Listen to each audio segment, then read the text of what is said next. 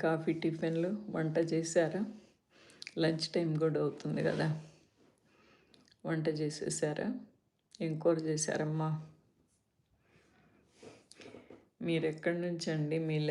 మీది మీరెక్కడ ఉంటారు? మీరు ఏ ఊరు మీది?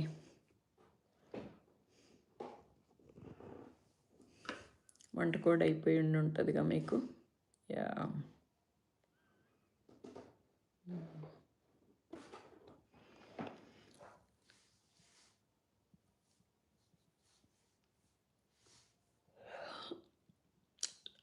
హైట్లో ఉంటున్నారు కానీ ఇప్పుడు ఎక్కువ మంది వస్తున్నారా మీ టైంలో?